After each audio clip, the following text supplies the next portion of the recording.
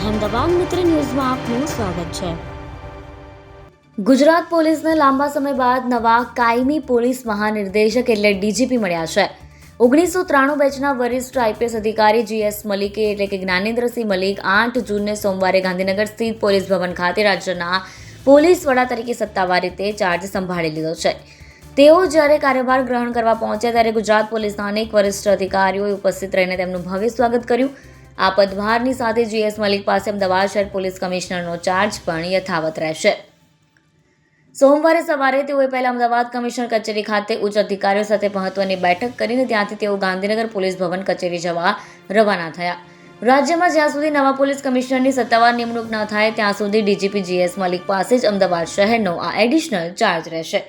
લાંબો વહીવટી અનુભવ અને પોલીસિંગ ક્ષેત્રે બહોળો અનુભવ ધરાવતા જીએસ મલિકની રાજ્ય સરકાર દ્વારા તાજેતરમાં જ ગુજરાતના કાયમી ડીજીપી તરીકે સત્તાવાર નિમણૂક કરવામાં આવી હતી।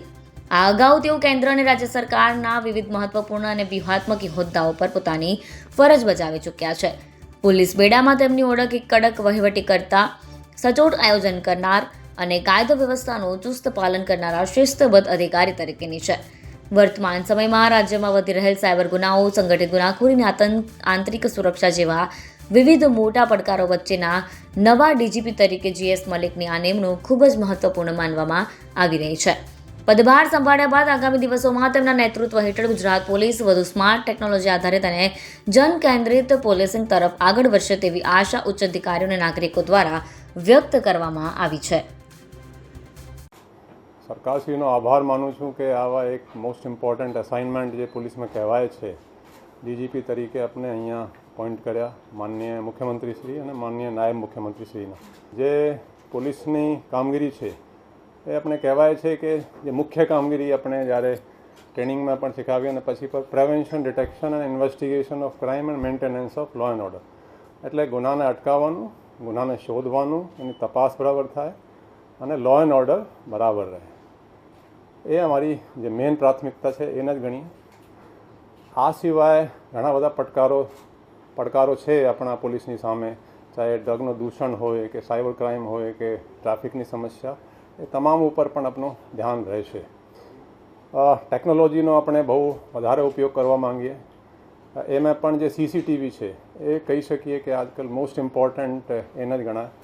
આપણે અમદાવાદ શહેરમાં લગભગ 3 વર્ષ જેટલા, આપણે જુલાઈ 2023 એન્ડમાં જોઈન કર્યા હતા, તો લગભગ 3 વર્ષના સમયગાળા દરમિયાન લોક ભાગીદારીથી 24,000થી વધારે સીસીટીવીઓ લગાવ્યા હતા અને અમદાવાદમાં સરકારશ્રી દ્વારા કોર્પોરેશનના અને બધા મિલાવીને લગભગ 4,000 સીસીટીવી છે। તો અને આજે લોક ભાગીદારીથી લગાડેલા 24,000થી વધારે સીસીટીવીને 3,000થી ઉપરની સીસીટીવીની ફીડ પોલીસ સ્ટેશન લેવલે પણ આપણે લઈએ અને કંટ્રોલ રૂમમાં પણ લઈએ, એટલે આ લોક ભાગીદારીથી જ થયા છે।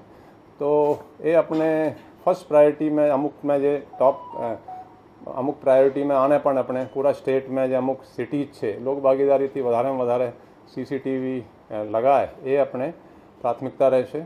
આનાથી તમારો જે પ્રિવેન્શન ઓફ ક્રાઇમ પણ થશે, ડિટેક્શન ઓફ ક્રાઇમ પણ થશે અને જે ઇન્વેસ્ટિગેશન છે એટલે આ તમામમાં આ બહુ કારગર ઉપયોગ થશે। આ સિવાય ગુનેગારોને કાયદાનો, પોલીસનો થોડું ડર રહે, એ પણ આપણે એ રીતેની પોલીસિંગ કરતા આવ્યા છીએ અને એ પણ આપણે કરતા રહીશું।